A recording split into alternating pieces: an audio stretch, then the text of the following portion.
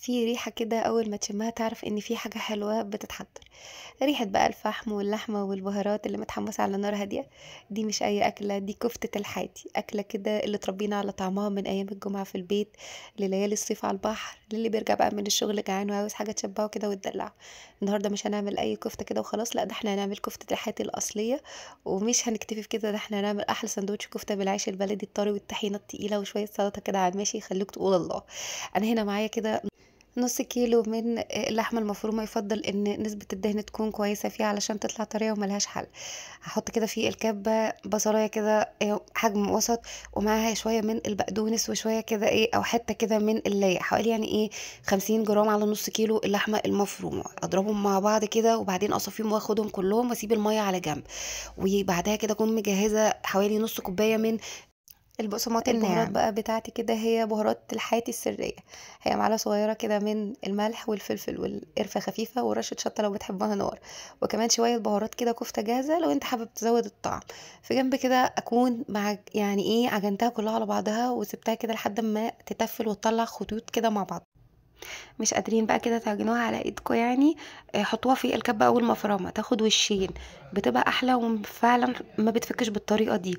بعدها كده ان انا بقى جبت كام عود من الشيش طاووق ولفيتهم كده بورق الومنيوم، وابتديت ان انا اخد الشكل اللي انتوا شايفينه ده. وطبعا يفضل، انا نسيت اقول لكم ان احنا لازم نسيبها ترتاح، يعني طالما حطيناها في المفرمه لازم نسيبها ترتاح. عجناها يعني ريحوها يا جماعه، خلوها بصوا تهدى خالص.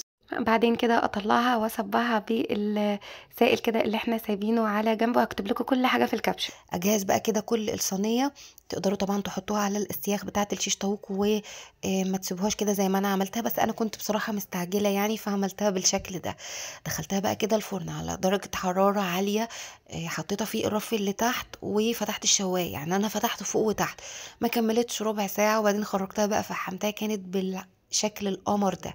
البهارات بالظبط هكتبها لكم في الكابشن علشان تطلع مظبوطه معاكم وتطلع بالطعم الفظيع بتاع الكفته. انا مش هكتفي بكده، ده انا هجيب بقى كده رغيف كده من العيش البلدي وابتدي ان انا احط فيه صباع كده او 3 صوابع كده من الكفته او حسب الرغبه زي ما انتوا عايزين. واكون بقى كده مجهزه سلطه الطحينه على جنب. لو انتوا عايزين مقدار سلطه الطحينه كده بالمكونات السريه بتاعتي قولوا لي في الكومنتات وانا اعملها لكم. وكنت كده محضره شويه سلطه كده من بتاعه سلطه المشويات اللي هي بقدونس بقى كده، ورشه من السماق على بصل متقطع كده شرايح ودعكه كده كله مع بعضه مع الملح والفلفل الاسمر.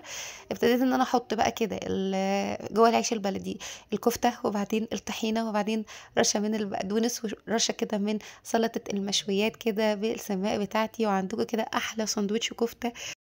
حرفيا مش هبالغ لو انا قلت لكم ان ده احلى من السندوتشات اللي احنا بنشتريها من بره بتاعه الكفته والكفته والكفته.